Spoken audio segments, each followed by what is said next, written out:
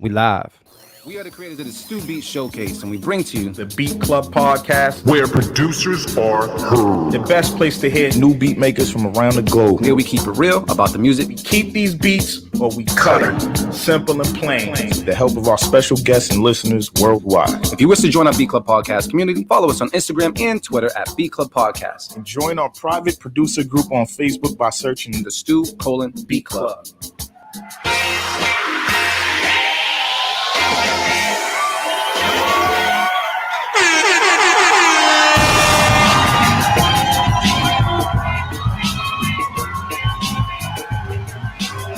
Mic check 1 2 1 2. Mic check 1 2 1 2. It's your boy D Loops, aka Do It All Loops, here with my boys. Artificial AV was good. Motivate Marin, what's up? What's up? We here in the building right now, man. We're the creators of the Stu Beat Showcase. We bring to the Beat Club podcast. Where producers are heard. We got a special guest in the room, man. Can we clap it up real quick for Skyzoo in the building? Clap it up, clap it up, clap it up. Peace. Yeah. How you doing, brother? How you doing? Coolin', man. I'm good. Everything is smooth, you know what I mean? And before we get started, much love to all y'all. You know, I know with all the stuff going on in the world between COVID and, you know, the police and everything, we got two pandemics attacking us, both sides. And, you know, I want to send much love to all y'all, you and yours, and just staying safe and staying strong out here. And, you know what I mean? And doing what we got to do to rise above. Likewise, man. Thank you. Thank you for taking the time to do this today, man. I know it's a lot going on. It seems like we're all busier now that all of this shit is going on. You think shit slowed down, but shit really don't stop, man. It's actually more. There's more responsibility, you know what I'm saying? So exactly. So I appreciate the time with y'all as well. No doubt. Thank you. How you been holding up though? Me, everything's been smooth, man. Everything is all right. You know, I'm blessed to be able to have a house, you know, being from New York, you know, I know all too well, living on top of one another, dealing with all that tension, whether it's from trying to quarantine, but you can't because, you know, you boxed in and you here and all that. And then also, you know, the tension of what's going on in the street. So now, you know, being that I'm out of New York and I got a house and everything is great. I could be in the basement and family upstairs, outside on the deck or the backyard, front yard. So it's just a different environment, something that I'm getting used to, and it's a beautiful thing. So I'm blessed. You know, I mean, I know a lot of people can't stay all that, so I'm blessed, and you know, it's been all right, but it's still wild, you know, just with everything going on. Yeah. Well, shoot, to my brothers, man, Artificial AV, man, how are you doing today? You know, we usually go around and make sure everybody's good. How are you? Yeah, I'm good, bro. You know what I mean? I'm glad you got on that Red Sox shirt to balance out Skyzoo's New York attire. You know what's funny? We had to balance this shit out. You know what's funny? That's why I put it on, because I know he be strong with his New York shit. So I was like, I'm gonna represent today. I just reached in the cupboard and grabbed the cup for the coffee. It just was there. That's just how I live. You know what I mean? But nah, everything's cool, man. I actually need to get my drink too. I need to do that. Yeah, you do, fam. You do. I'm good, man. Motivate Marin, aka I don't know, Barry White. I don't know, fam. The beard's working for you though, fam. Like, the beard. Yeah. Yes, it started. I always wanted this too. Growing up as a kid, I always wanted this shit. So I'm glad I'm blessed, man. I'm blessed. I'm feeling good though, man. Everything's cool, you know. Like, just trying to keep my spirit intact, man. That's like the message. You know, I tell to everybody. You know what I'm saying? Like, you know, like there's so much shit going on and it's really not anything new, you know what I'm saying? But it builds up, it mounts up, and now there's this outrage, and, you know, just keep your spirit intact, man. And that's the most important thing. Don't feel like you have to join the echo chamber. Don't feel like you have to go out and protest it. Certain people are built for it. Some people are not. Don't feel guilty for not posting on social media. The most important thing is keeping your spirit intact, because that's what's eternal. You know what I'm saying? And we're leasing these bodies. This time on earth is leased. You know what I'm saying? This shit don't even really matter when it's all said and done. It's your spirit. That's what lives on forever. So keep that intact. So I've been doing everything to keep my spirit strong. That's DJing, that's making beats, that's writing rhymes, that's just playing with my daughter and just doing silly shit with her.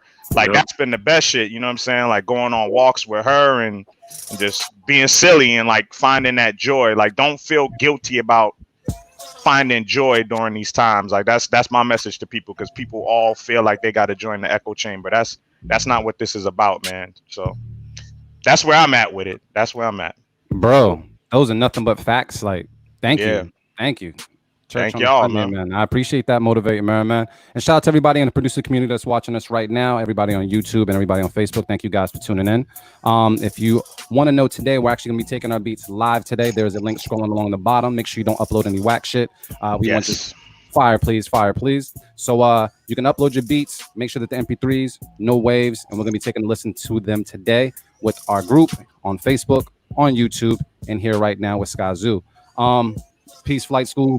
Peace, Lord. Peace, everybody in the building. Thank you guys for tuning in. Make sure you hit the subscribe button and share as well to let more people know about the movement and what we got going on here. But yeah, anything else that we want to say or put out there before we actually get into the beats? Because we got like a shit ton of beats that just like came through, bro. Yeah, man. We said Skyzoo was gonna be on the show, so people trying to show out, fam. Yeah, they trying. Yeah, man. I'm always listening. Even when I'm not working on a project, I'm listening because I'll stash stuff. You know what I mean? I may put out an album today, so I'm like, all right, I ain't working on nothing for a minute. But if I hear something, I'm gonna put it on the side for when it's time. I'm not gonna let that leave. You know what I mean? I'm not gonna let that walk out of the room. So, I'm dropping this EP June 19th, Milestones, which is, about fatherhood and dropping the Father's Day weekend and all that. So obviously that's done. My full-length album dropping after that later this year, All the Brilliant Things, is almost done. There's still a little room to get on that, but regardless, even if heads don't get on that, I'm always gonna, this is crazy. I gotta hold it for the next joint. You know what I mean? So I'm always listening. Long story short, I'm always listening, man. I always press play. What do you listen for? Do you listen for like a particular sound, something in particular, like vibe? Yeah, for me, it just gotta grab me right away. Like I remember being a kid, and I remember reading in the Source, there was an issue with Dr. Dre on the cover, and he said something. I mean, man, I might have been in like 9th grade or something. And I remember he said, I could tell within the first 15 seconds if I like a joint or not, whether it's a beat or a song or whatever. And that stuck with me subliminally, you know what I mean? So I can tell when I hear a beat within the first like 15, 20 seconds if I want to hear more of it. You know what I mean? I can really tell if I like a beat right away. You know what I mean? So I listen quick. Sometimes people be like, yo, what type of sound or style you want, or something that fits you. And I'm like, yo, just send what you think is hot, because there might be a situation where you think that's not a Skyzoo beat, quote unquote, but I love it and I make something with it and we wind up rocking and it becomes crazy. So don't send what you think is a Skyzoo record. Just send what you think is heat. And then I'll listen to it and I'll determine if it's a Skyzoo record. You know what I mean? No doubt. There you go. So we open everything today. Yeah. The only thing I'm down for everything, but I'm more into mid to up-tempo beats. The real slow 60 BPMs, I'm really not into those unless it really, really talks to me. I don't want it to be a $120 BPM, you know what I mean? But, the 60 BPM, boom, boom, boom, boom, boom, I'm really, those I'll be like, all right, I'm cool. Unless it really yells, it screams at me and I'm like, yo, this is it. You know what I mean? But other than that, I'm open to it. All right. So hopefully we get some fire today. And Marin, you got some drink? You got some drink, Marin? Nah, I'm trying to detox from last night. We had dance hall lounge last night. So I drank a whole bottle of Don Julio last night. Yeah. Shout out to homie who had left a comment or a note too. He said he liked the bluest note and all that. I appreciate that. I ain't see his name, but I appreciate that. Yeah, good stuff. That's a classic joint, man. Thank you. That was the Kid Flames. Yep, there he is. Boom. Much love, baby. Right, let's do it. Let's press play. All right, let's go. Let's get this started right now. We'll do it live. Fuck it. I'll write it and we'll do it live.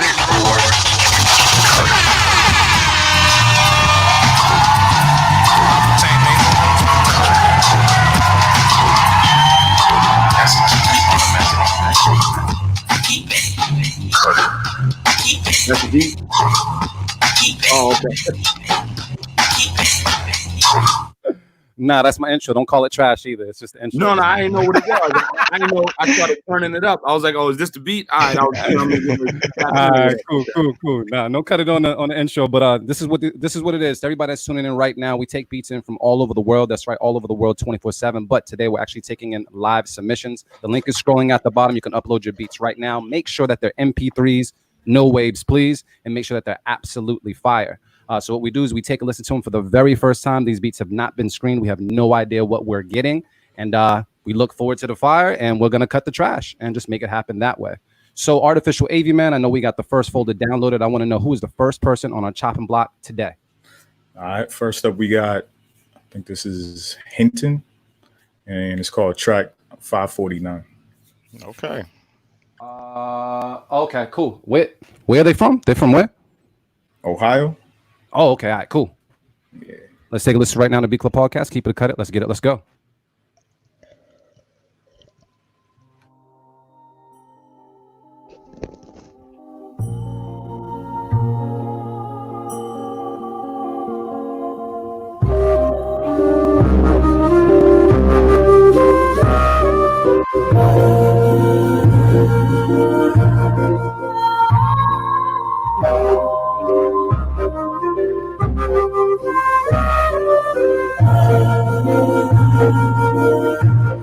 The Beat Club.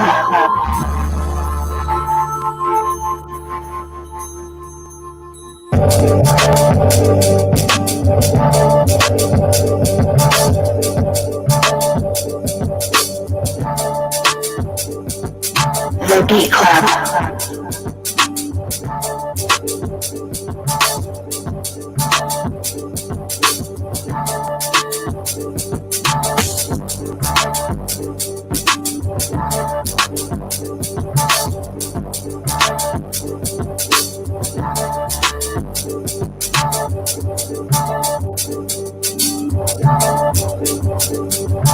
The Beat Club.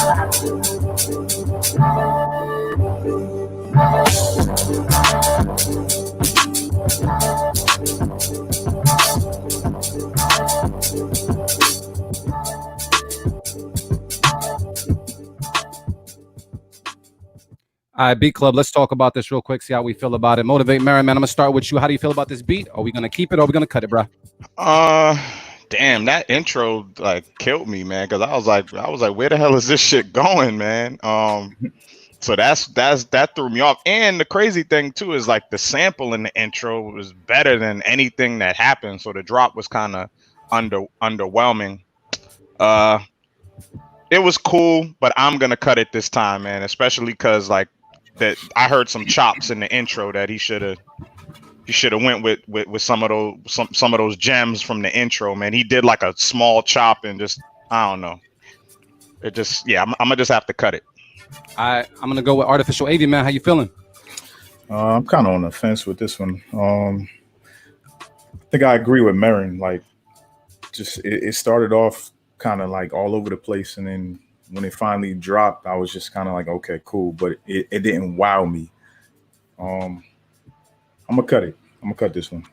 All right, so it's up to Skyzoo to save this one. Skyzoo, man, you cutting? Or you keeping this beat? No, I'm actually gonna keep it. Reason being, the intro was insane. Like I think we all agree on that. The intro was insane.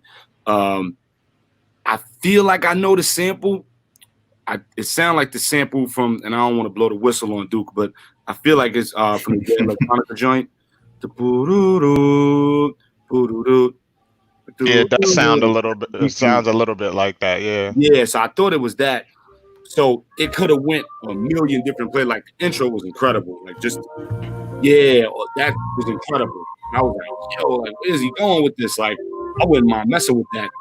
But I like where it went. It didn't go where we thought it was gonna go, but I like where it went. I feel like where it went had a lot of options. Like it could have been something just going off. It could have been a story joint. It could have been something that we try to push, you know, like type of single. Like I like, even though it didn't go where we thought it would, I'm still not mad at where it went. And I like the bounce. I like the pocket. I'm gonna keep it. All right, so I'm gonna just say with the people online, they're filling it out for the most part. I felt like it was cool. However, I did feel like I was looking for either some progression or something there, like something along the line. After a while, it did kind of get a little boring. However, I felt as though they left enough space for any MC to kind of hop on it and do their thing. Yeah, like it could be built out a lot. You know what I'm saying? Like in a good way. You know, so I would definitely keep it. That intro is insane. I don't know what that was, but that was it. I'd love to know what that was and build. That was it. That intro was it, boy. There you go. So it sounds like it's gonna be me, Motivate Marin, Artificial Wavy. We're cutting it, right? Yep. Yeah. So it's Oh, Skyzoo Island. Okay, so it's 3-1. Okay. It's 3-1. So it's Damn, brother, I Skyzoo tried Island, to bro. keep it, baby. I tried to keep it.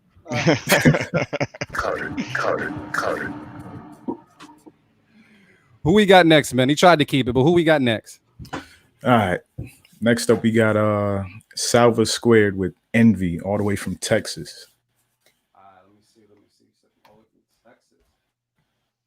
Mm-hmm. Producers, you guys got to get your metadata correct. All right. Let's take a listen right now on the B Club podcast. Keep it or cut it. Let's get it. Let's go.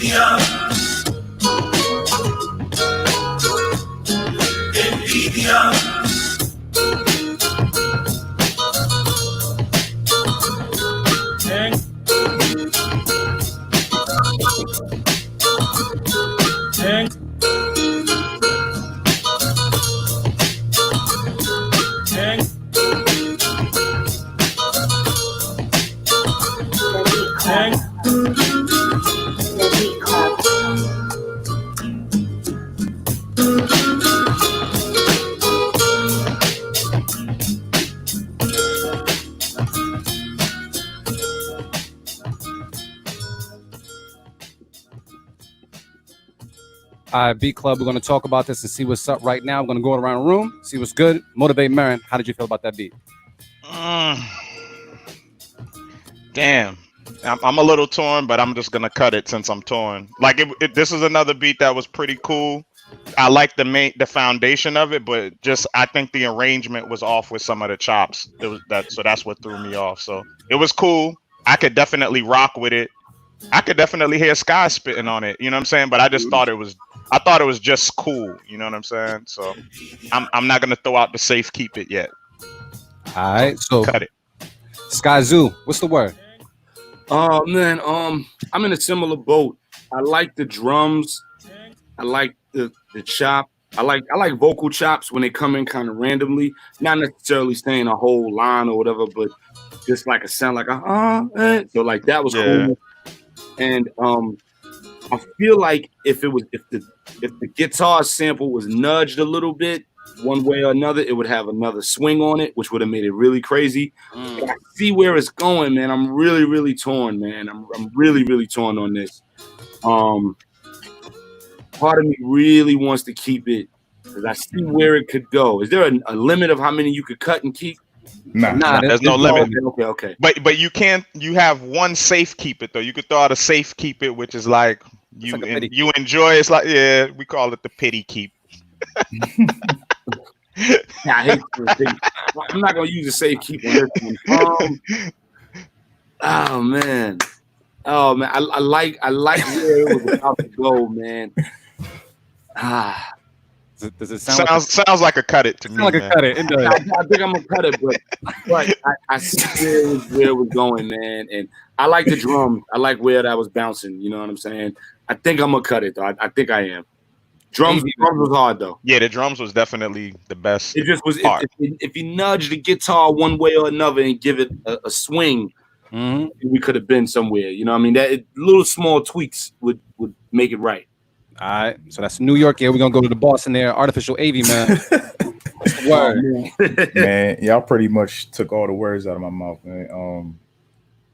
It was almost there. It was like almost there, and just those little pieces that y'all talked about, if they were added in or whatever, I feel like this would have been like completely fire. But yo, on the approach, like yo, I applaud you. It was right there. It was right there. It's too early to safe keep it, so I gotta cut it. All right. So wait, Marin, you cut it as well? Yeah, We all cut it? yeah. Damn, bro. Cut it. But I'm gonna say this: you could tell Duke know what he's doing. Yeah. And I think that's important for producers out there. I think sometimes, when you do something like this, like a keep it or cut it or yay or nay or whatever, it's easy to feel a certain way. Like, damn, they think my shit is trash. That's not really it. You know what I'm saying? I want heads to know, like, this one may not have been it, but it don't mean you don't know what you're doing. You could totally tell Duke know what he's doing. Exactly. I mean, Exactly. and that's why we do it, because it's part of the process. Is that it's just the process of elimination. It's like, for instance, I know your email might get flooded with 1,000 beats. You can't. You could rap to all of them, but Right. you're not gonna rap to all of them. You know what I'm saying? And So shout out to homie, he just left a little comment. Yeah, no doubt, bro. Like, you could tell. We could tell you know what you're doing, bro. We could tell that you got beats. You know what I'm saying? And what I also want to say to all the producers watching and listening and reading, just because a beat don't fit me, don't mean it's not gonna fit somebody else, and vice versa. You might send that beat to somebody, might send it to Terminology, whoever, and it's perfect for them and they kill it. It was like, damn, that record is crazy, son got with him. So, just because it don't fit me or anybody on the chat don't mean it don't fit somebody else. We could definitely tell Duke know what he's doing too. So speaking of which, was there a beat that you passed on that you kind of like slightly regret? That you like you had it in your folder and it was yours, and then you heard that shit like a year later and you was like, fuck. That's that shit definitely happened before. I'm trying to remember what beat, but I know it's happened because I remember feeling that. I remember being like, yo, I had that beat. You know what I mean? Yeah, I got to think about it because now I want to. I know it happened because I remember that feeling of being like, yo, are you kidding me? I had that. Oh, or like hitting somebody like, yo, that beat is crazy. You did for so and so, and them being like, yeah, I sent you that last year, and he was like, what? Like, you know what I mean? So that's definitely happened once or twice for sure. So shoot, let's get into another one, AV, man. Let's see. We started off with just cut it's, man. I think we just had nothing but cut it's. We need to keep it, man. I tried to keep the first one though. That was y'all. What we got next, Brody? All right, next up we got Ill Beats, and this is called Shine On. All right, cool. We're gonna take a listen right now to the B Club Podcast. Keep it or cut it. Let's get it. Let's go.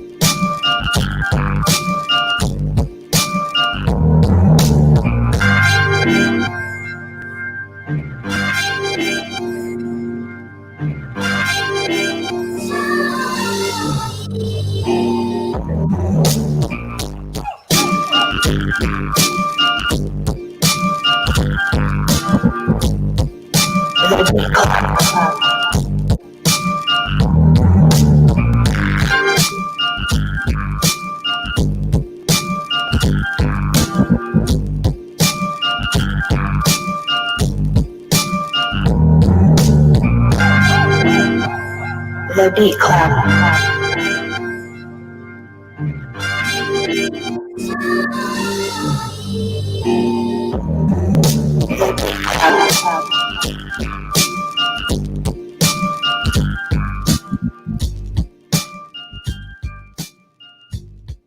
All right, fellas, we're gonna start with this. Since Skyzoo kind of got the hang of this, man, I'm gonna start with you first, Skyzoo. Okay. How you feel about this? You gonna keep or cut the beat?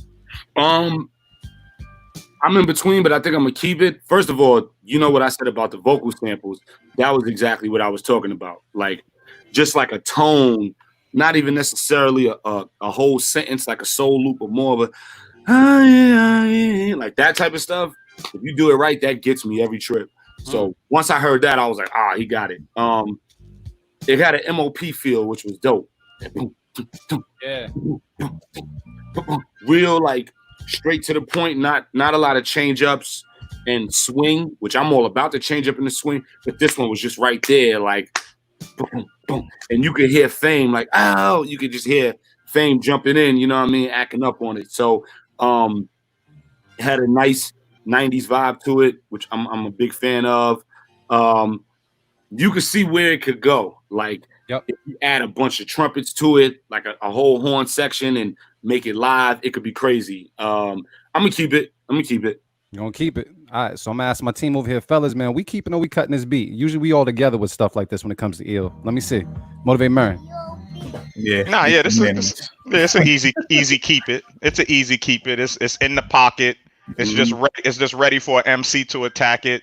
Yeah. And then everything else is post production, just like what Sky was talking about. Like, Yeah. but it's in the pocket as it is, ready for an MC to just go in. Yeah. Wow. People online are saying not to keep though. That's pretty hard. The snare was thick. Yeah, that's like and like Money saying here, June, like the vocal, that was perfect. And like it's the type of beat where you could hear it live, like with an orchestra almost. You know what I'm saying? Or you can hear it live, not even orchestra, but like a band. You can hear like, you know what I mean? Like, it was right. It was right. It sounds like a no hook joint. Like, you know what I'm saying? Like there's like that part, it just transitions you to the next verse. You know what I'm saying? Like there's really like no hook. With a live band, you know what I'm saying? Like that was all right. Yeah. All right. So it sounds like we're throwing this out there. Keep it.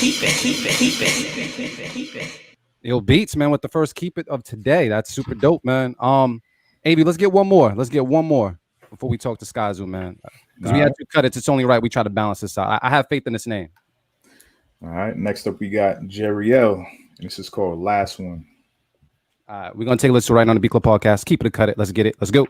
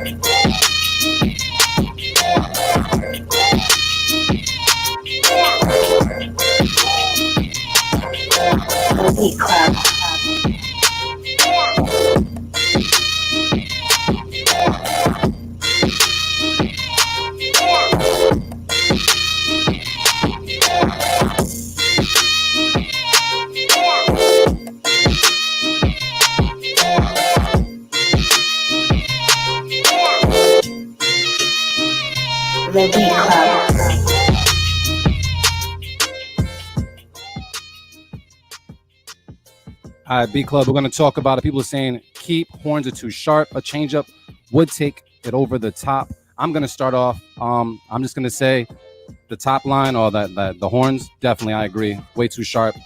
Kind of just threw me off when it came to everything else I did appreciate it about the beat. I like the bop. I like the drums.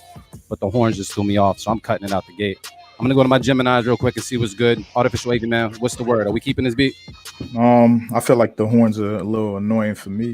The bop of the beat is actually really dope though, but it just needs something else to, I don't know, just make the horns less annoying. It could be the mix, could be EQing them, whatever. Could take them out.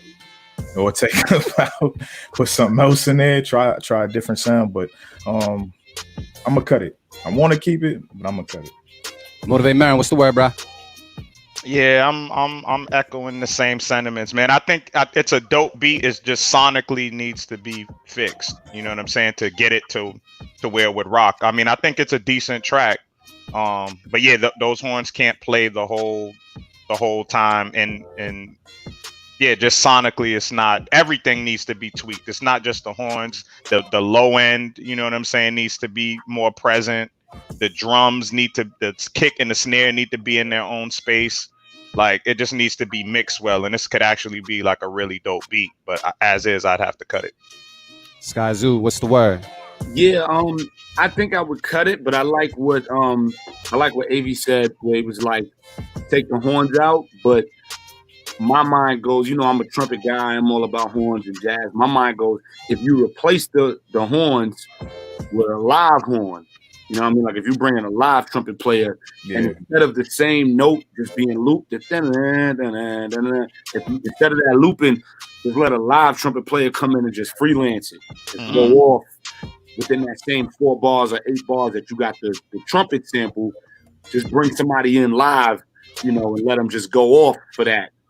And I then agree. you might have something, you know what I'm saying? Because the bounce and all that is smooth, you know what I'm saying? It got a cool vibe. And when I hear beats, I think about if I hear myself on it, or if not, who I could hear on it. It could work. But if you take the trumpet off, which is probably part of the sample, but if you take that off and bring a live trumpet player and just say do what you want for 4 bars or 8 bars, you might have something. I agree with that. So there we have it. So it sounds like we're all cutting it. Yeah. Yeah, I'm gonna cut it. Cut it. The dude who made it, think about that. If you're really married to that beat, think about that. That might be, if you're able to take the trumpet, the sample trumpet out and put it live in, you might have something there. You know what I mean? If you know, if you're married to the beat and all that, that might be something. So there you have it. We had so far a bunch of cut it's. One keep it though. So shout out to the keep it. Shout out to you. And shout out to all the producers that are uploading as well. So anything that you heard that was cut, don't send that. Send the stuff that we keep. Let's make that happen, man. But yeah, man. Let's get into Skyzoo, man. Let's talk to Skyzoo for a second. Sky, man, I know Skyzoo, I know you just mentioned that you have a project coming out around Father's Day, right? Yeah. To the brothers, I just want to let you guys know, I believe First Official got the first placement, the first track. He produced the first track off the joint. Yeah. Oh, dope. Yeah. Maren, did you know that? No, I did not. That's dope. Yeah.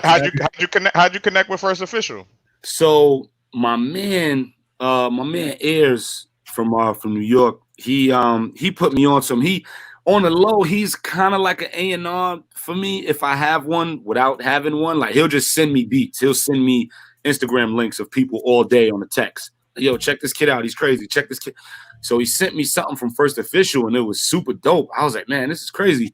So I think when First Official posted it on his page, he put a picture of me and he put like Skyzoo type beat. And I was like, yo, this is crazy. So, you know, we started DMing and whatever. And then we switched info. We kept in touch. And then he, I think we met at the show with Mark. You know, with Maren, we met at the show. He was like, yo, I'm the one who sent the beat. I was like, oh, word, we got cool. And then he sent me a pack out the blue.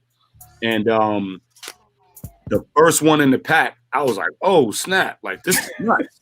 And like I said, I could tell right away when I hear a beat. It don't take, if I got to listen to the beat for a minute, 2 minutes, that's too much. You know what I'm saying? Like, you know, that's too much. You don't got to hear, you know, 5 songs from somebody to see if they're nice. You could tell off one song if they can rap. And then from there, you listen to more to see what all they got and what they could do. So, you know, it's the same thing with a beat. So the first 15 seconds, I was like, oh, this is nuts. This is nuts. And I hit him. I was like, yo, I'm definitely using this. Send me the stems if you can. He was like, yeah, no doubt. So I did the joint.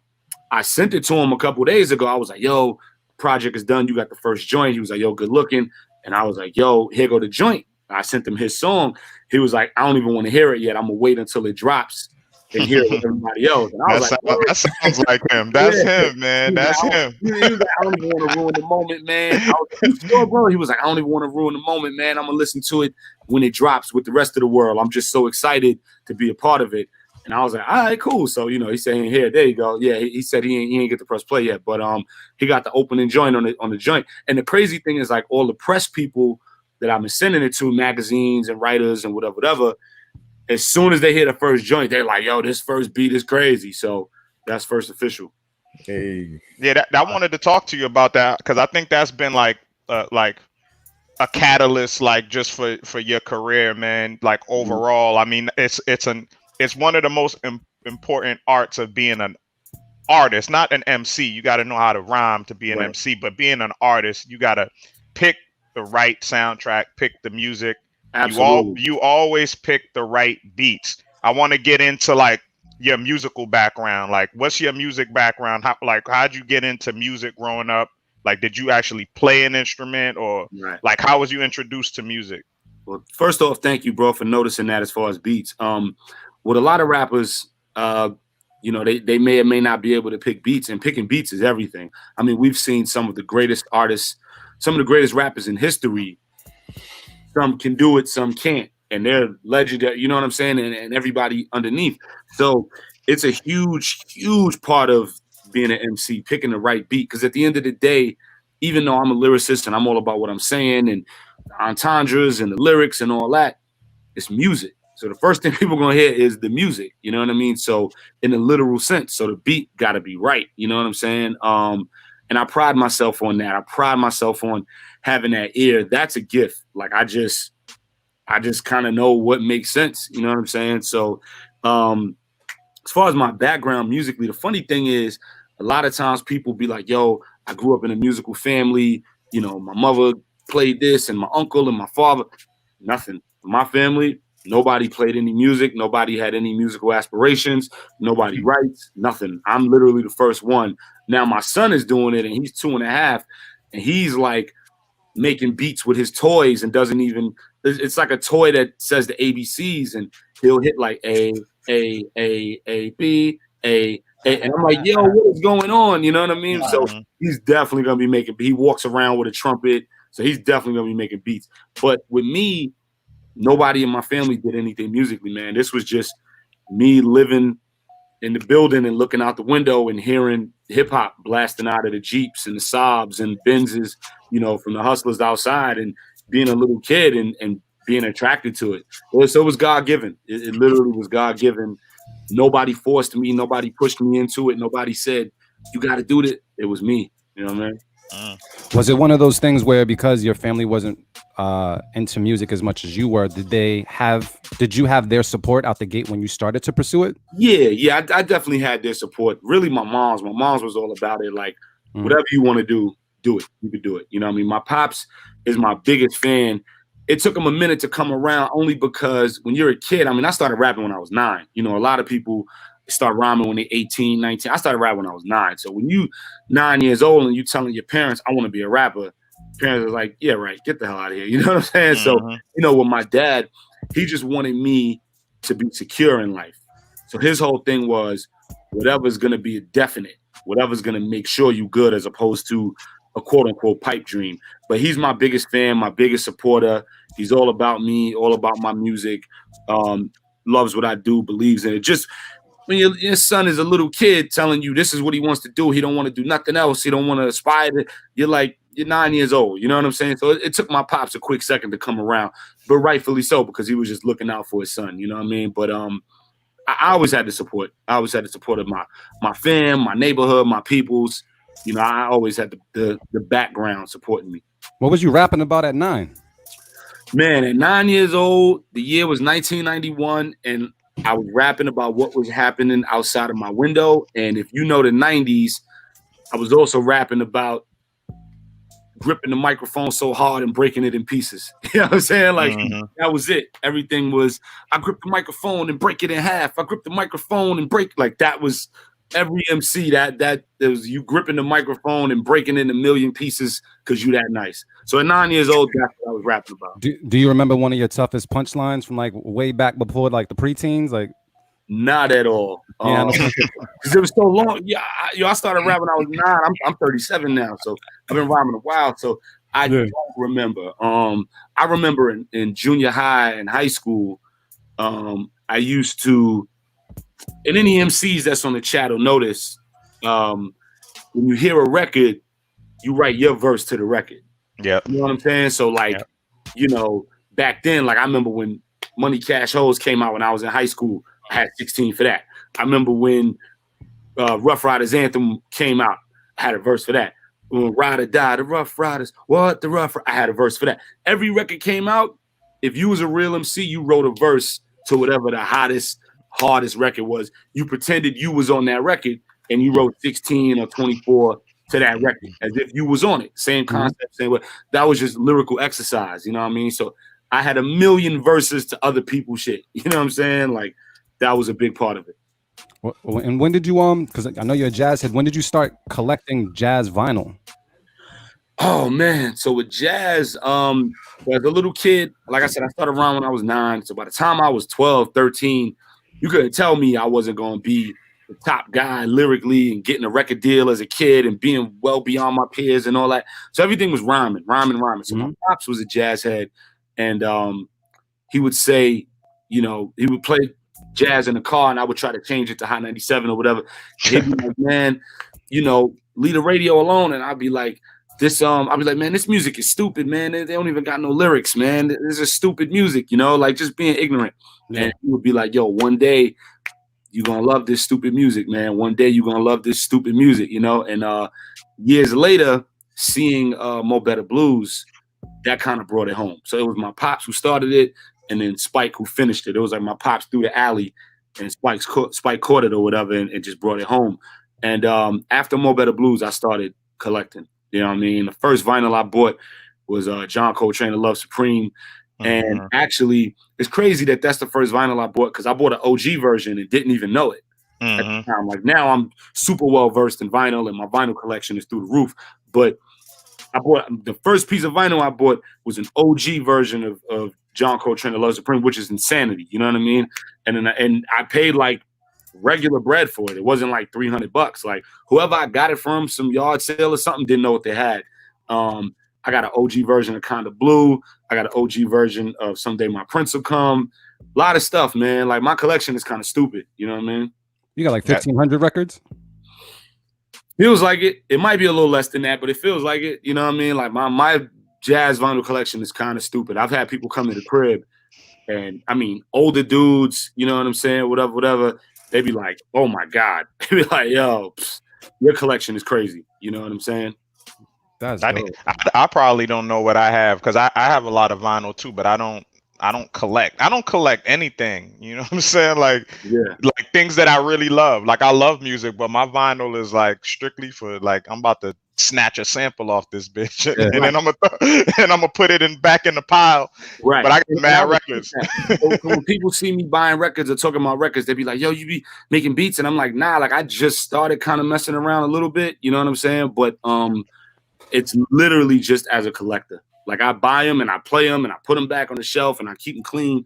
Like it's literally just as a collector. That's fine. So what we're gonna do? We're gonna get into some beats, and then we're gonna get back to Skyzoo. Hopefully, we cooled off all the the cut its, and we got heat in the folder. So Artificial AV, man, I'm gonna ask you, pick some fire, bro. Who we got next? Next up, we got J Miles Productions, and this is called In the Heat of the Night. All right, let's take a listen to it right now on the B Club Podcast. Keep it a cut it. Let's get it. Let's go.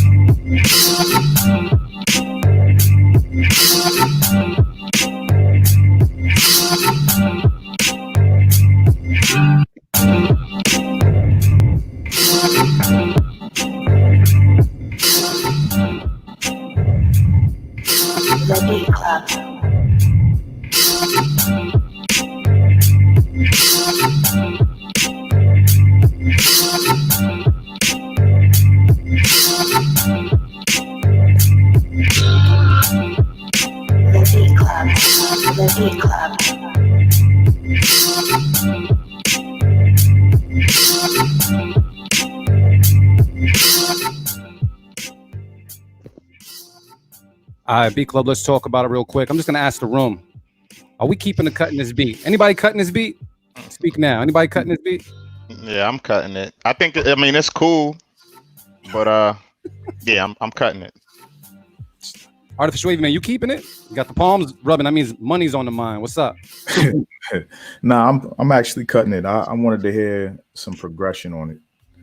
I feel like some beats are cool when they loop, but this one just needed a little something to change up in it for me. So I'm gonna cut this one. Skyzoo, man, you trying to go on Skyzoo Island? You keeping this beat, bro?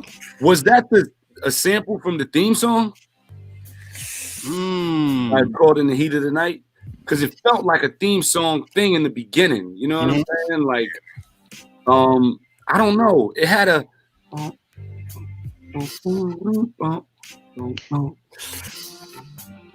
Yeah, it got potential, man.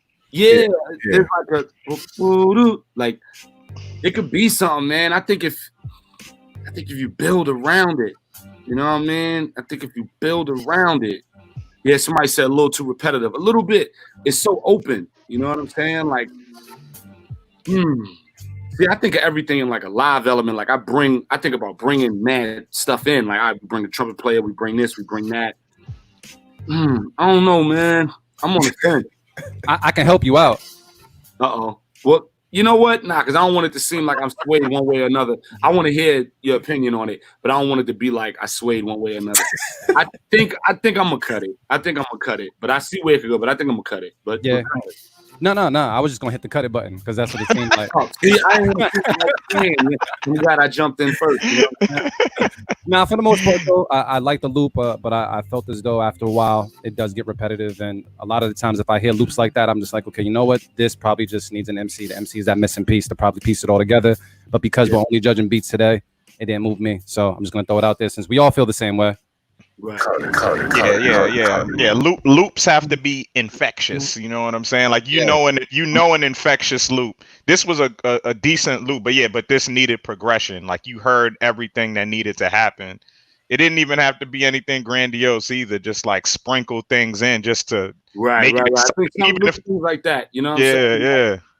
And I think it had an ill swing on it though. Bump, bump, bump. It had a pocket is everything, you know what I mean? I'm a Dilla head. Dilla was the king of the pocket. Pocket is everything, you know what I mean? And it had a little pocket to it, which is what kept me there. Like it holds and then it hits in. So So we have to go to the next one. Hopefully it's some fire. We got more cuts and keep it today. Artificial Wavy, man. If you see any name that looks like a cut it, just skip that motherfucker. Let me say this though. You can't tell by name, I don't think. But sometimes the crazy thing about the ones we cut today though, I haven't heard anything that was like off the rip, yo, cut that. That's trap. I haven't heard that, which is dope. Everything we cut was like, you know what I mean? It wasn't nothing that was like straight up basuda. Like it wasn't that type of thing. You know what I'm saying? Like. So which is dope, you know what I mean? Everything that we cut was like right there at the line. It wasn't nothing that was just automatic trash. So that's good. And to the producers, if this is your first time being cut, like I tell everybody, don't get in your feelings, get in your bag. That means make a better beat, submit it next week, and shut us the fuck up and send some fire. So for the most part, man, who we got next, man? I need fire on this list, Avy. All right. Next up, we got Winslow Nose, and this is called BDFU. Where's Winslow Nose from? Do we know? Yeah, he's from Boston. From Boston? Oh, yeah. Oh, you better represent, bruh. Boston got a lot of heat on the musical side, producers and stuff. Yeah, definitely.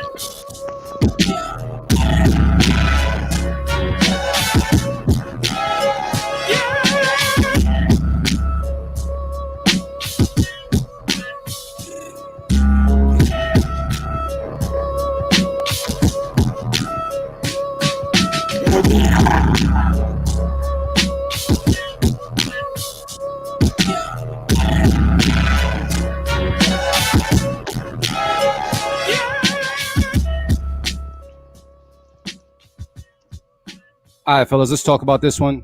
B Club Podcast, let's talk about this one. Yeah, people were talking about the distortion as well. That file was sent kind of low, so trying to work something out on my end over here. But hopefully you guys heard it. What's the word, fellas? Are we keeping the cut in this beat? Who going first? Let's start with you, Skyzoo. What's the word? Yeah, the distortion was a little crazy. I know you said it was because you were trying to work some things out because it was low. I'm gonna cut it. I think I'm gonna cut it. It had some moments. You know what? It felt like a beat battle beat, which is cool. You know what I mean? Like, there's a difference between, like, I know producers that I work with, sometimes they'll make beats just for the battle. And they'll be like, I wouldn't have nobody rhyme or sing on this. This is just for the battle. And then they'll have stuff where it's like, I would never play this in a battle. This is for somebody to make some music to that could stand the test of time. It felt like a beat battle beat, which is cool. But it just didn't get me. So I think I'm going to cut it. All right, my Geminis, man, are we keeping the cutting this beat? Anybody? You guys cutting this beat? Yeah, Either- I yeah? am. All right, motivate. Talk that talk, bro. No, I don't really have much to say about it. I think it's cool, but it was just like the last beat we heard. You know what I'm saying? It's like the same thing. Like it's like a decent foundation, but it's cool. Yeah, cool and cut go together. It's a cool ass Sunday for this nigga. Hey, God, man, we cutting this beat, bro. yeah, I feel like it falls in line with all the other beats we heard today, man. Yeah, It's like right there, but just something. It had a beat battle feel to me. Like you go to beat battle, and that's playing, and you know what I mean. Everybody not, you know what I mean. It felt like a beat battle joint, which is there's nothing wrong with that. But yeah, I think me personally, I'm gonna cut it. I'm just gonna throw it out there. Cut. We just gonna have to leave that one alone. Hey, let's finish this folder, man, before we get back to Skyzoo. All right. So next up, we got Soultronic. This the homie we met in California when we went out there. Soultronic. Yeah, that name doesn't sound familiar. It says Long Island. Yeah, nah, but you know, a couple of New York heads was out there. Oh, Yeah, I don't know. That name don't sound familiar to me. But the name of the joint is called Pop. all right, we're gonna take a listen to it right now. The Beat Club Podcast. Keep it a cut it. Let's get it. Let's go.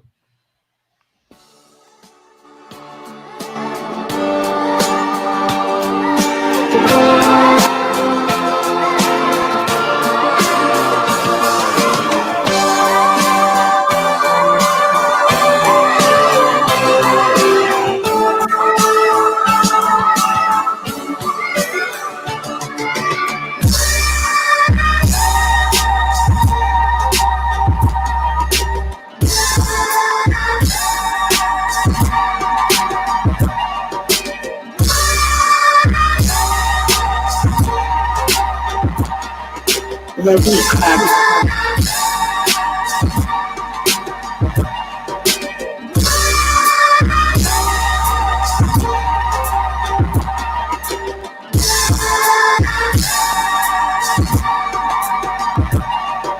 The Beat Club.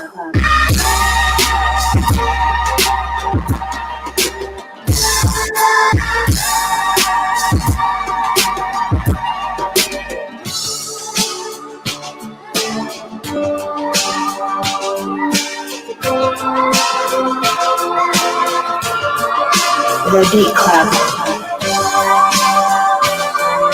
The Beat Club.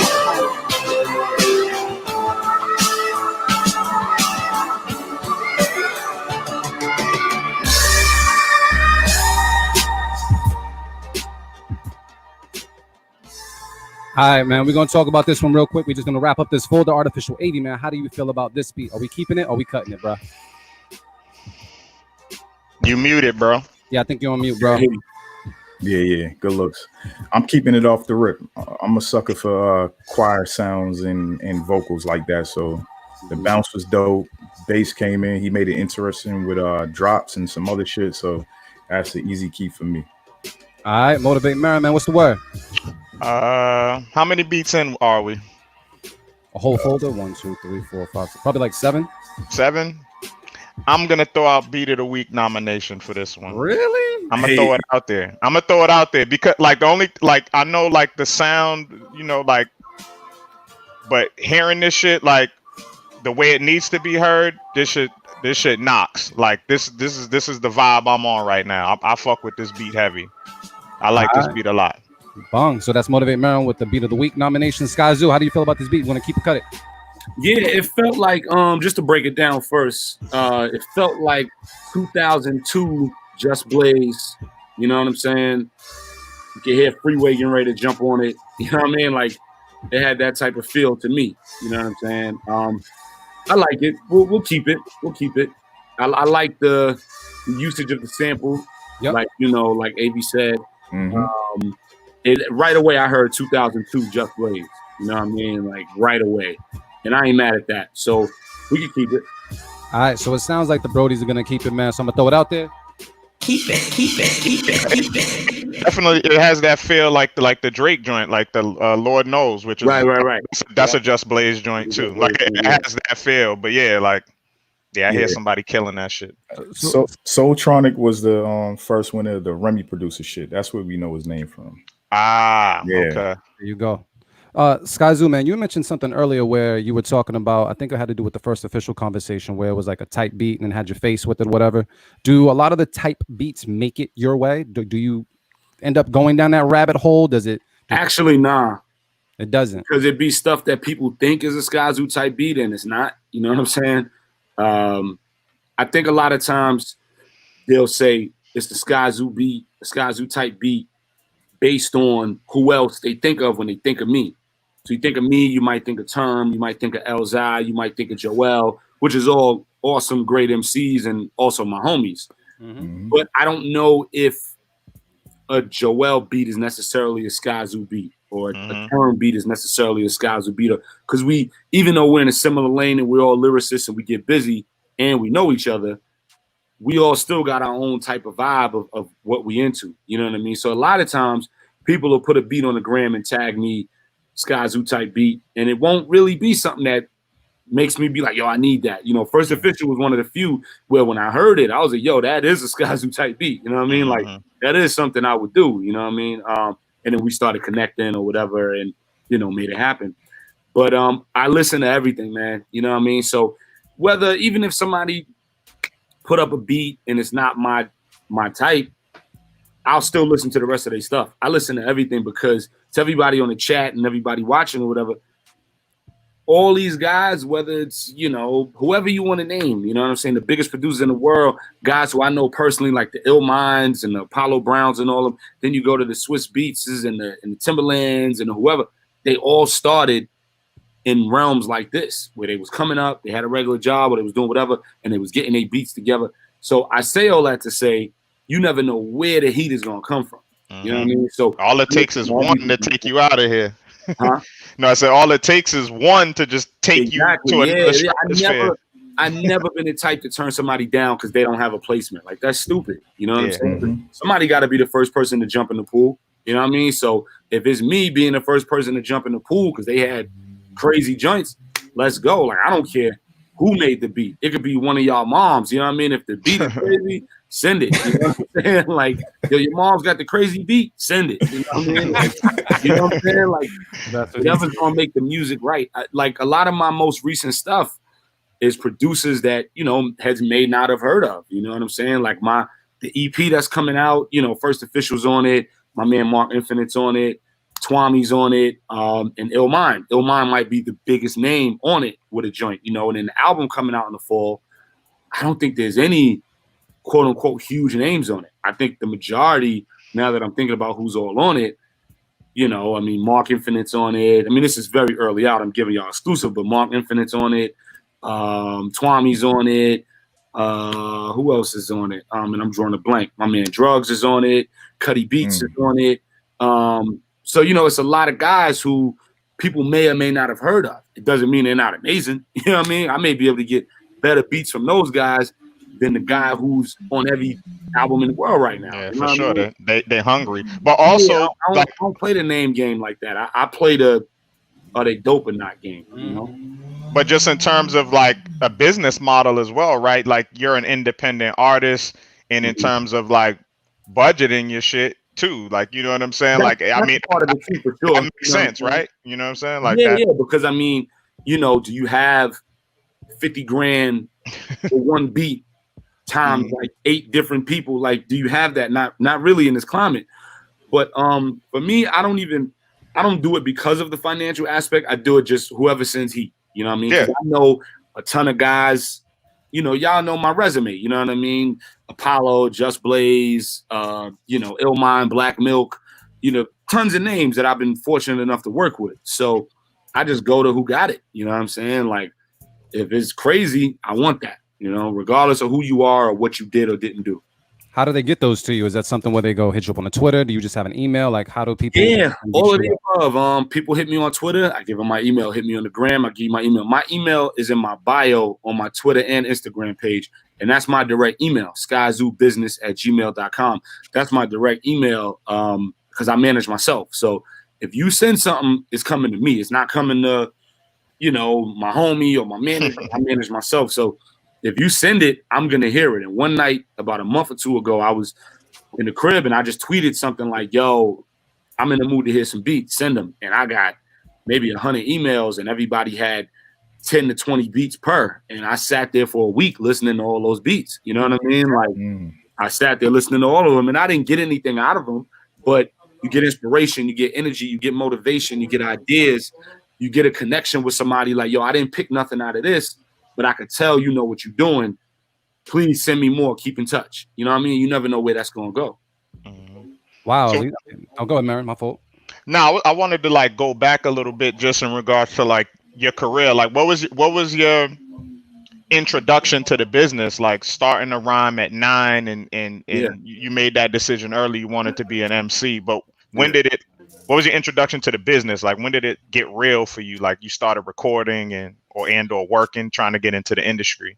Yeah, I started studio. I think the first time I was in the studio, I might have been 15. Yeah, the first time I was ever in the studio, I was 15. I just had a bunch of notebooks with rhymes and a bunch of park battles under my belt and corner store battles under my belt. But the first time I went in the lab, I was 15, 10th grade. And that was like once. Then a year later, I went once again. Because it wasn't like nowadays where you just do it in your crib and you got GarageBand on your computer. You know, in the mid-late 90s, it was a different animal. Like you had to know somebody with a studio. They were charging $50 an hour. You're 15, you don't got no job. So you know what I mean? Like studio access wasn't as easy as it is nowadays. But for me, business-wise, I started really hitting the studio heavy when I was in college, 18, 19 years old. And then everybody knows, you know, in 2006, I was 24, 23, 24, you know, with Cloud9, with Ninth. You know, that was the first thing that I ever did business-wise. Put a project together, came out with a distributor, was able to get it in stores, was able to get it online, having something with a barcode, the business side of it, you know what I mean? So 06, Cloud9, which was the EP I did with Ninth, and then everything just kind of snowballed from there. I just ran with it and just, you know, took off. How was you able to connect with Ninth like that though? That was happenstance. You know, my man Ayers, who I mentioned earlier, he introduced me to a dude named Sean Dunn from the Justice League. And me and Dunny, we call him Dunny if you know him like that. Me and Dunny got real tight, and I gave him some music, and he went back to North Carolina with it and gave it to all of them. And then, like, you know, a couple weeks later, they had hit me like, yo, why don't you come to North Carolina and, you know, record and rock with us? That's what Little Brother and J League and them used to do. If they liked you, they would bring you to North Carolina for like a week or two, and you would just work. And nothing would ever happen with it. They would just get a feel for who you was and build a relationship and all that. So I went to North Carolina for a week, and I did 15 records in a week with Ninth, Crisis, and For 10. If you know For 10, he did stuff for Banks and LB and a bunch of different guys. And, you know, it kind of just snowballed from there. So that was a relationship I was able to build.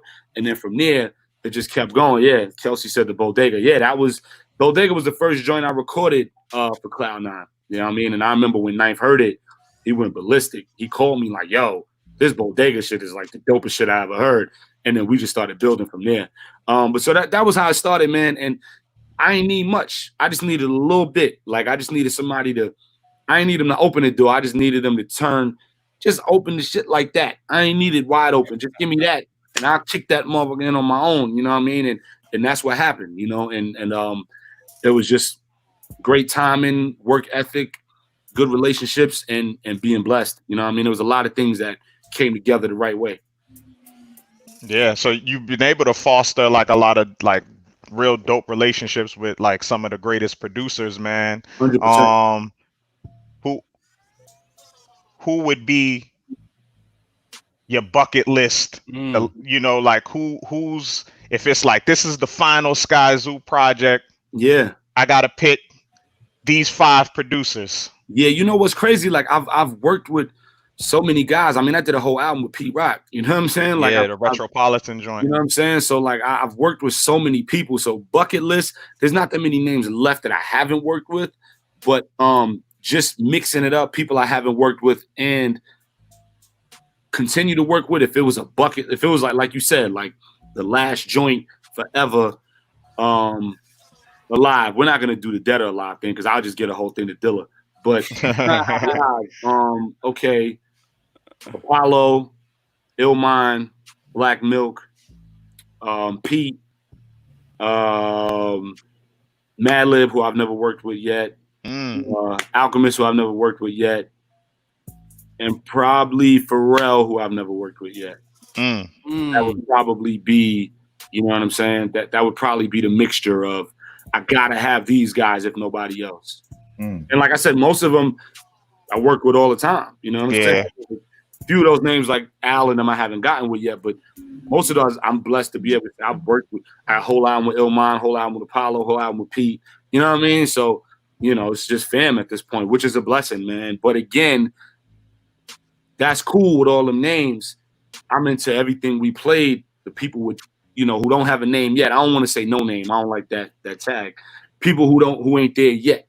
You know, because some of the names that you mentioned weren't popular names when you rocked with them, when you started with them. You know what I'm saying? Like, you know, I like remember when me and Apollo first started rocking, man, and I remember him telling me how he sent me beats years prior, but he was going under a group called the Olympics.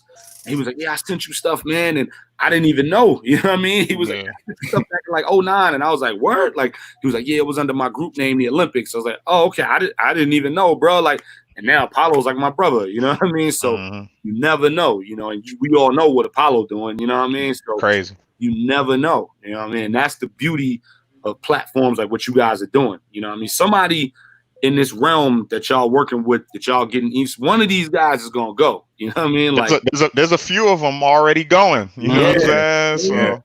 So some of these guys is gonna go. You're gonna come back again and be like, "Yo, you know, so and so, everybody want to work with now." Yeah, we had them. You know what I mean? Like, you guys is gonna go, man, and I appreciate all of what it is. You know what I'm saying? So you said you started dabbling with making beats. What are you using? Machine. Fucking with Machine? Okay. Yeah, my man Ayers gave me Machine for free. He was like, "I'm using the iPad now, so you can have it." And he gave me Machine. So I started messing around. It's very difficult, you know what I'm saying? It's learning the ins and outs and the intricacies of it, the technical side, you know what I'm saying? My man J57, Brown Bag and all that, shout to J57.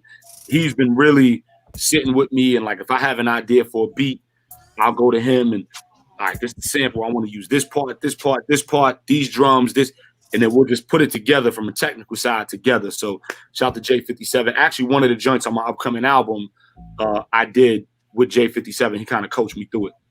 Dope. Yeah. You also said that you manage yourself fully, right? Yep. You've been doing that for quite some time? A little while. You know, since 2014, I want to say. Oh, damn, that is quite some time. I mean, 2014, yeah. In this day and age, especially with all the emerging artists and the artists that are here right now, do you feel as though that was the smart thing to do, or do you feel like that is like something that most artists should probably do now? Because it sounds like headaches. Yeah, for me at the time, all right, my son is running around. Sorry.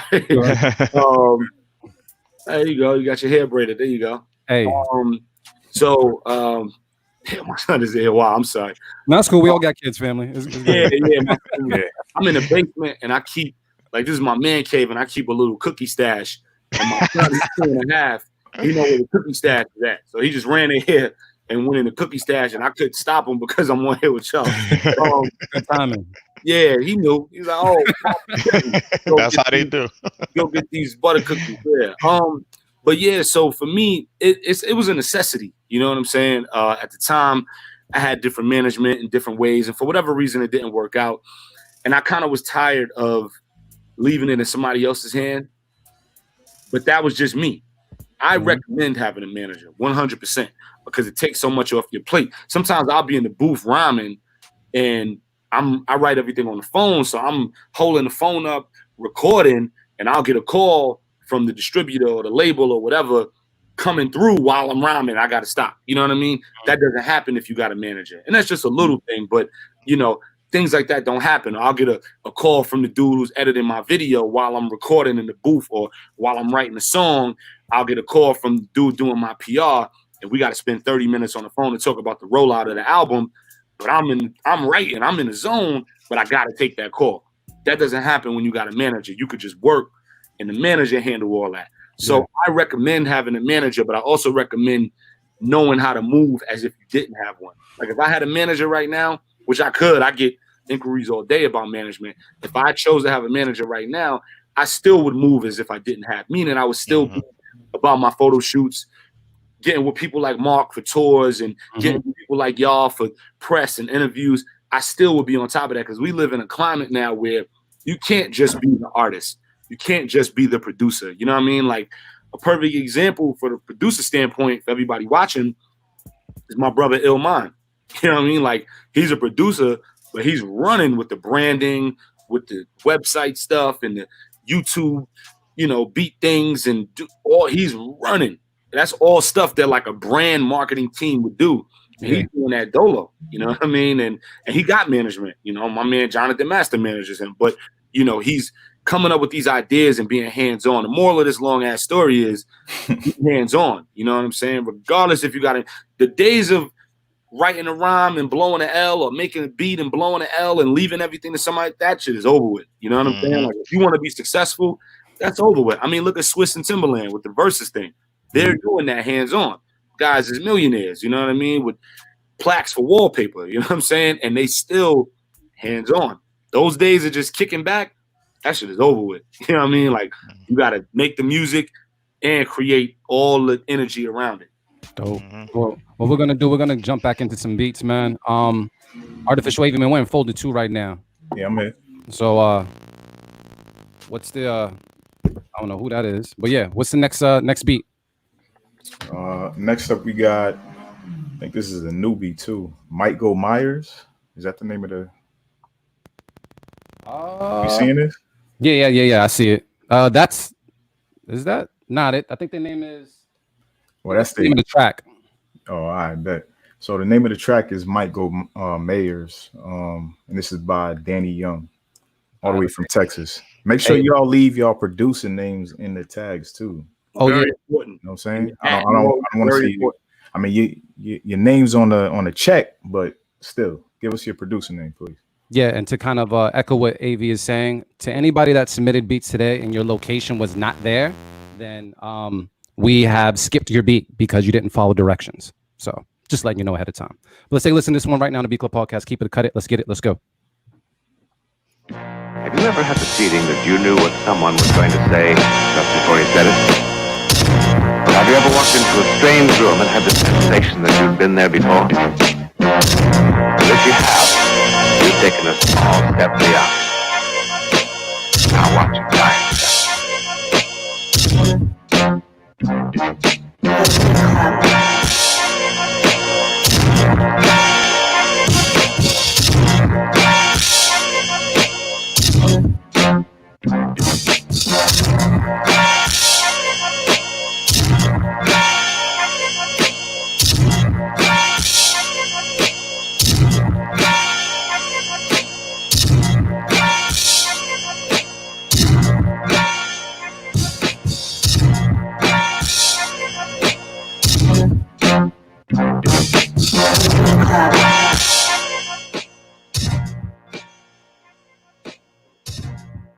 All right.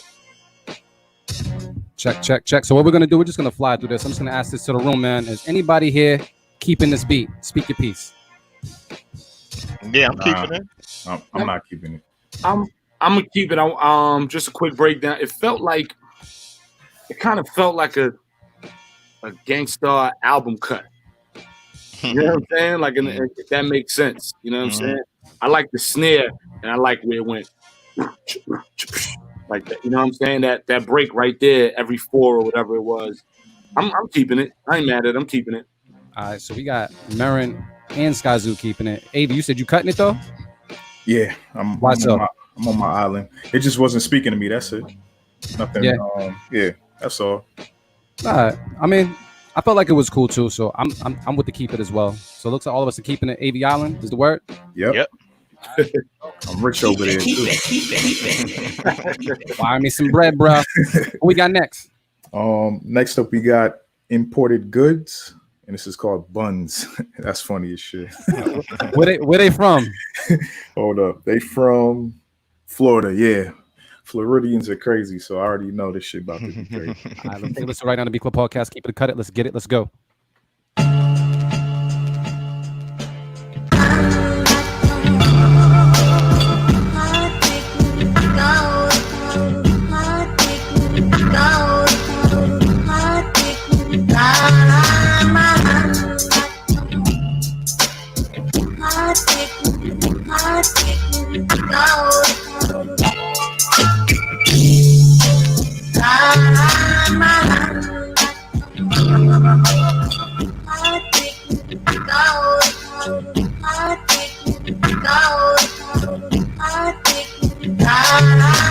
The Beat Club.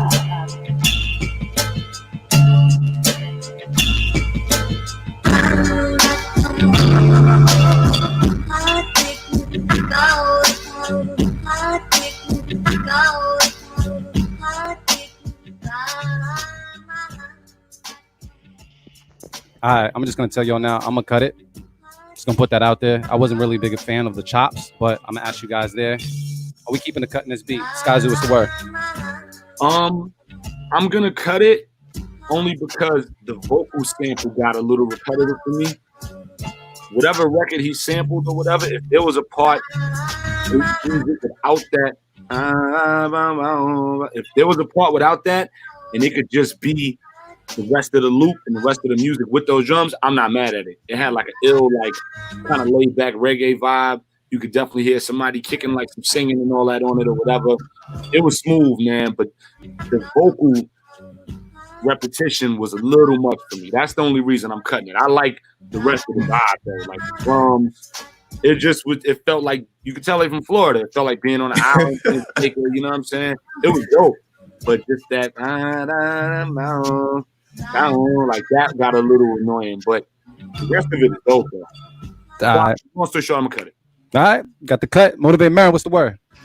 Yeah, I'm gonna throw my safe keep it out here. I thought knew that it. I saw yeah, yeah, because the chops were good to me, and I just hear a certain type of MC on it, and I thought it was an easy listen. It was a good vibe. I knew you was on it. I was like, yeah, but there's definitely some tweaking that needs to be done. So I'll throw the safety out there, man. I'll throw the safe keep it. Artificial Wade, what's the word, bro? That's the same shit I was gonna do, the safety. Cause as soon as Scott mentioned the whole like reggae shit, that's what I heard. Right. Like that's what my bag was. I heard, like Bounty and them on the shit, man. Yeah. So it could be dope. It could be yeah. Vocal part. If the vocal part could come out, it'll be something. Just have it once in a while. You know what I mean? It could be something. All right, so wait, let me make sure I got this correct. Skyzoo, you cut it, right? I cut it. So You cut it. So that's a key. All right, cool. Yeah. So it sounds like it's gonna be a cut. Yeah, it's a cut. Bang. Safe keep is like a half keep. Okay, I get it. AV, man, let's get like one more in there, family. I need some fire though. You can just look at the list and tell me. Just look at the list and say who's fire in this folder, bro. Do y'all get people sending every week, like some of the same people? Yeah. So sometimes we can make a good guess. You know, because you like, yeah. Like when we see First Official, we know, you know what I'm saying? Yeah. Like when we see Kelsey, you know what I'm saying? When we see Manny B. Shot, there's some names that we know. Yeah. You know what I'm saying? Like they deliver. Okay. So AV, it's on you, bro. I'm gonna go with somebody who's with us right now. Let's go with the Kid Flames, and this is called Here I Am. Let me see. All right, cool. Let's take a listen right now to Beat Club Podcast. Keep it or cut it. Let's get it. Let's go.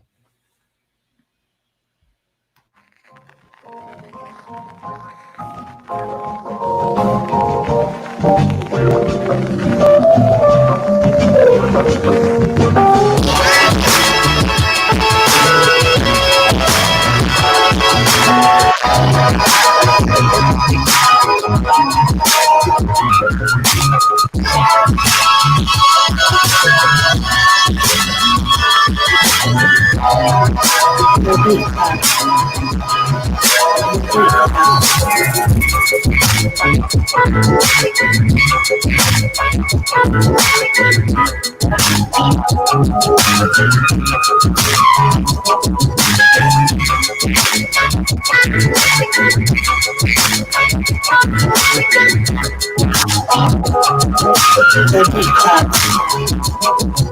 The Beat Club. The Beat Club.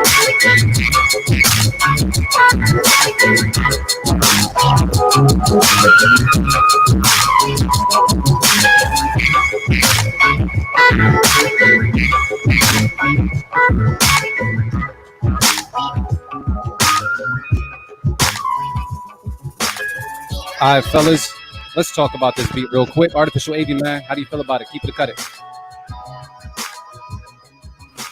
I don't know. I'm on the fence. I feel like they had a nice bop, and there was some good elements in it. I'm gonna just keep it, and I felt like I liked it. I feel like maybe the stream kind of had it sounding a little different to me, but I don't know. I still liked it. Yeah, I was listening as well. I think the introduction, like all that Dusty stuff, was actually on their beat. Yeah, I wasn't too sure, but who knows? But for the most part, I felt like it was cool, but not really rocking with the rum I'm drinking right now. So I'm gonna cut it. I'm not fucking with it. Motivate Merriman, what's the word? Yeah, I'm gonna cut this one as well. I mean, I probably would have given this like a safe keep it as well, because I think like just the overall, like the loop itself is a dope loop. It's a dope sample. When it first dropped, I was confused though. There was like, I don't know, it was just noisy. I didn't know what was going on for a quick second. But the sample itself, it's a good loop. The one thing that's bothering me about the beat is that snare. I would change that snare. That snare, it needs a different snare. That snare doesn't match up with what's going on. So I'm gonna cut it this time, man. All right, cool. Skyzoo, what's the word? Yeah, I'm gonna throw out the safe keep on it. I'm gonna use my safety joint. First, I know the sample. Somebody a while ago sent me something with the same sample. So I know the sample. It's a dope joint. In the beginning, I I heard the sample in the beginning thinking it was gonna go somewhere, then it went somewhere else. It busts like a hard Yui, which is cool. Like I like where it went. I'm into changing the snare, like Marin said as well. Mm-hmm. What I would love to hear is using the sample, but not speeding it up, just time stretching it. You know what I mean? I've been big on that lately. I'm sure a lot of producers is on that or know what it is, but just instead of speeding it up, just time stretching it so it matches the faster tempo, but you don't get the high chipmunk pitch. You know what I'm saying? Like, Yeah, you get it the way it originally sounds on the record. Just time stretching it in Pro Tools when you make the beat, if you make the beat in Pro Tools or whatever. But I like what it could be, and because I know the sample, I really like it. I'm gonna throw the safety out on it. Yeah. So that's the safety. Marin, Me. You cut that? yeah, I cut it. Ava, you cut it as well? No, I kept it. Yeah, Avy kept it.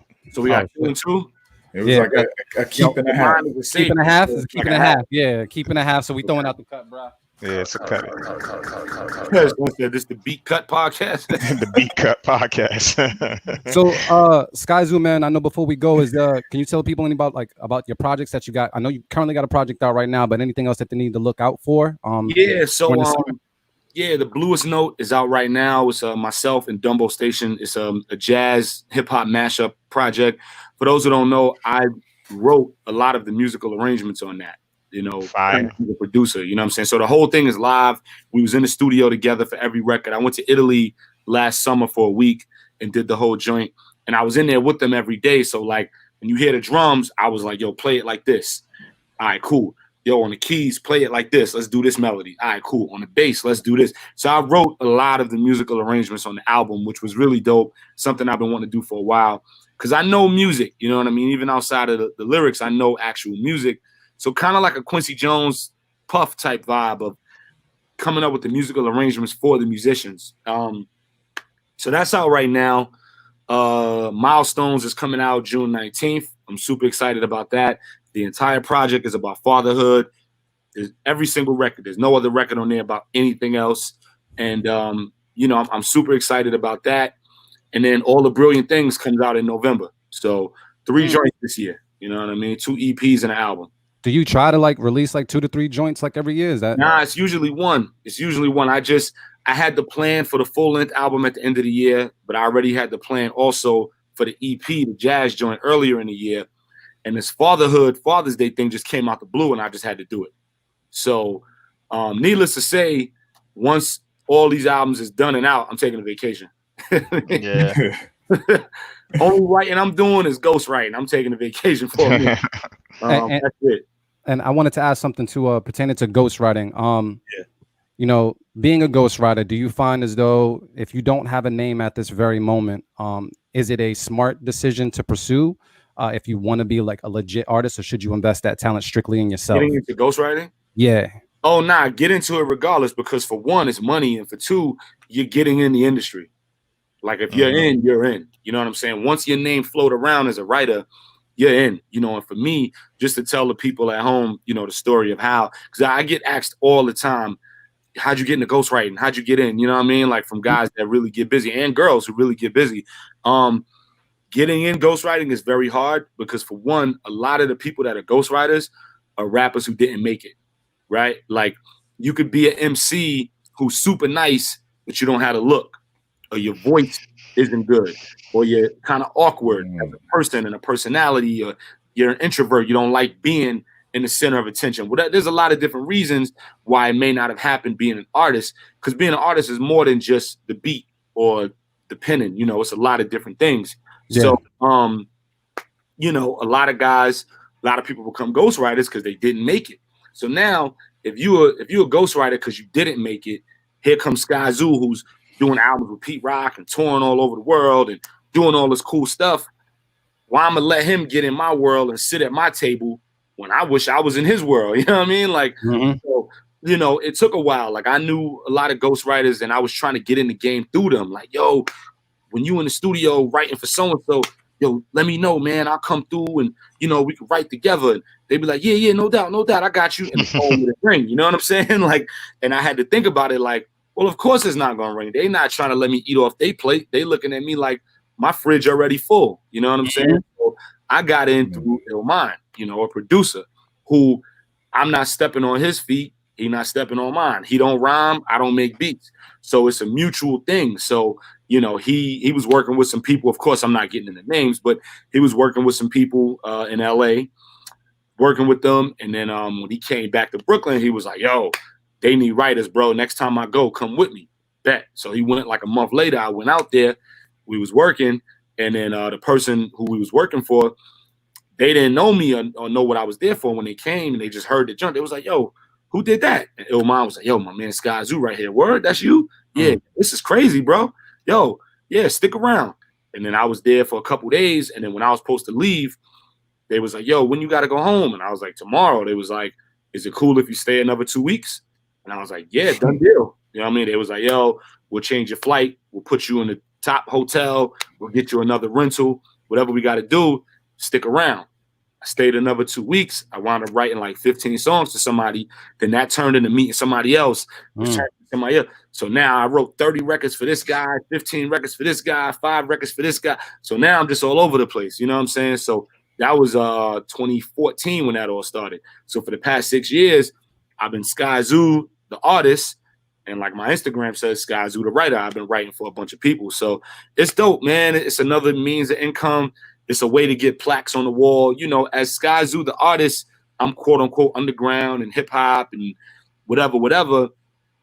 I may never get a Skyzoo plaque on the wall as, you know, 10 million sold or something. I got plaques from like Billboard, like, you know, top 3 album on Billboard, top album, Billboard hip hop week of release. I got those plaques for Skyzoo, but then I got plaques for writing for so-and-so and so-and-so. So it's a way to get all that. It's a way to get the flowers. You know what I mean? So I mean, you know, there's a difference. Like ghostwriting, you know, obviously would be like when you're not credited, right, as a writer. So you have joints. Do you have joints that you were credited for writing that you could speak about or is it all?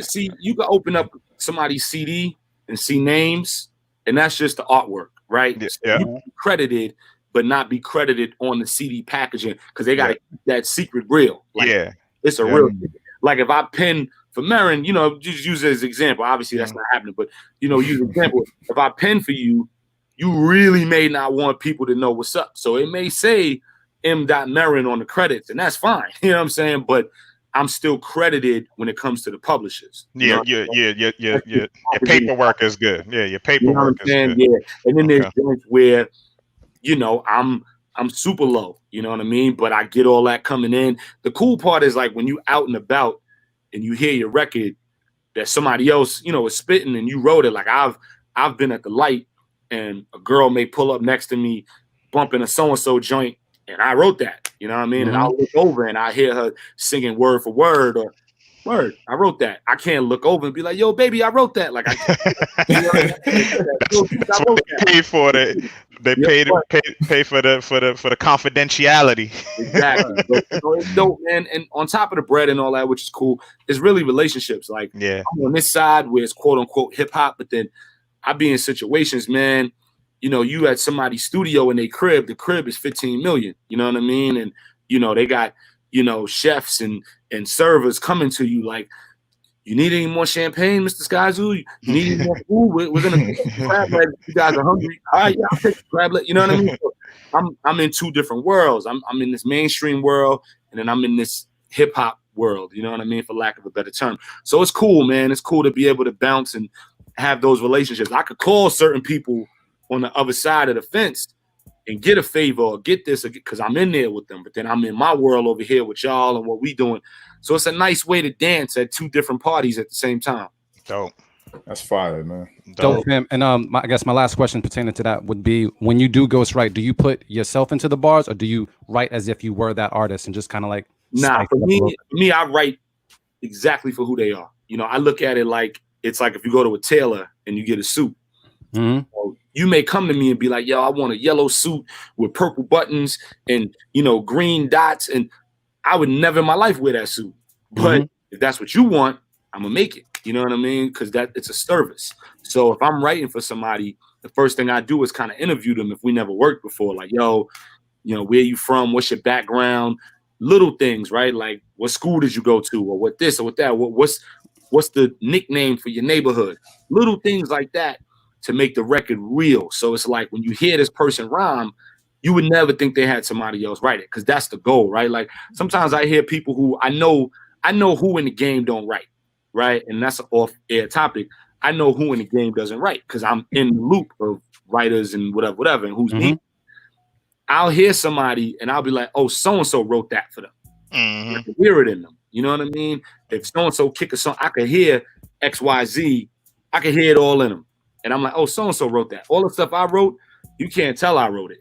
You know what I mean? Like, that's my personal goal. Like, I don't want fans at home to be able to tell, "Oh, guys who wrote that."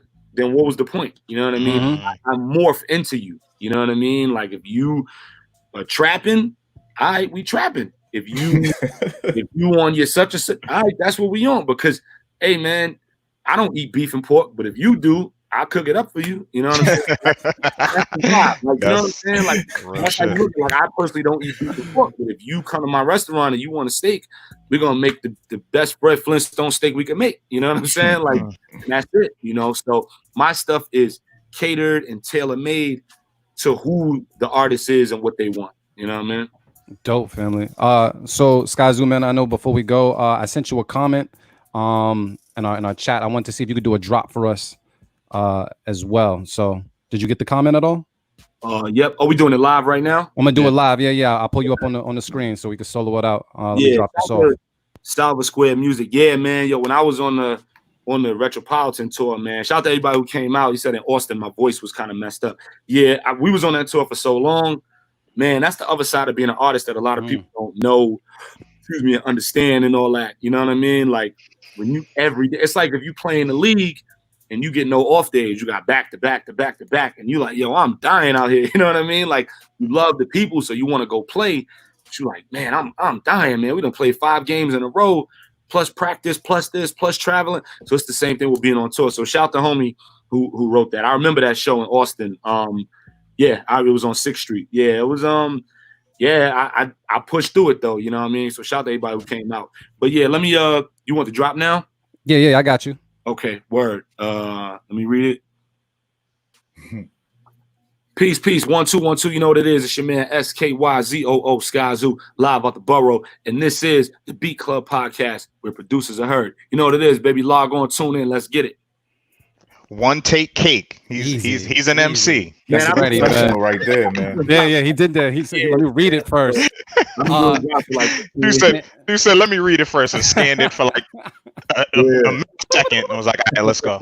And one other thing that we do before we do the show, normally when we have people together, you know, in the same studio, we take a photo, but because we're doing everything remotely, we just ask that we take like a 3-second pause, hit your pose, so we can just take a screenshot. Yeah. All right, so we're just gonna go on 3, 1, 2, 3. All right, we Gucci, man. So yo, fellas, I know I'm gonna go around the room before we close out. Motivate Marin, anything you want to say to the people before we go? Hey man, like I always say, man, love is the answer and the cure. Check on your loved ones, let them know that you love them.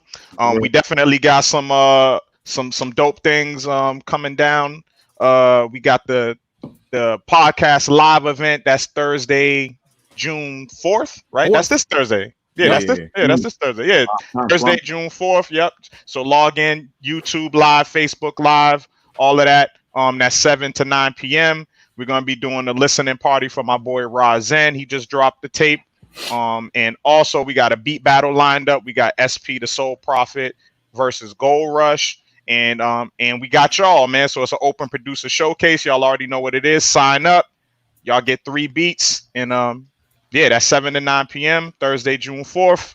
Go to bclubpodcast.com, man, and reserve your spot. That's about it. Bong, Artificial Abe, anything you want to say to the people? Nah, man, this shit's always dope, bro. I gotta give y'all flowers while y'all here, man. Like the shit we be doing with the stew, the podcast, the shit's fire. I'm glad we started this shit. Skyzoo, thank you for fucking with us, man. It's all love. Yo, yeah, I'm just happy to be doing dope shit. Real shit, man, for real. Good stuff, man. And I'm gonna say to echo Marin's point about this Thursday, that I got a chance to link it with some artists. We're also gonna be releasing a video that night as well. That's on right. the B Club Podcast live event. So we're doing performances, we doing beat battles, we doing open producer joints, and a podcast all in one, 2 hours, June 4th, man. And just like Avi said, Skyzoo, thank you so much for taking the time out your day. Yeah, for making this happen, man. I really appreciate it. Platform. I like how you guys are doing it, man. And just for my sign off, shout out to everybody who's logged on, tuned in, everybody who's in the comments, and everybody who's just working on their craft and using this time as we quarantine and stay safe and all that to really just upbuild themselves and the culture. And stay safe. It's wild times out here for all of us, but especially for people who look like us brothers on the screen right now. So please, everybody, stay safe, stay protected, stay aware and alert. And, much love, man. June 19th, Milestones is coming out. In the meantime, the Blues Note is out right now. And just keep it rolling, man, Dope, right. Man. Yeah, man. I can't wait till, we could do some shows and shit again, brother, man. Thank you, Scott, man. We stage and rock out and, you know what I mean? Connect with the people, man. But in due time, man. In due time. No doubt. Because I can say it on radio, I'm going to say it right now. We out. Peace.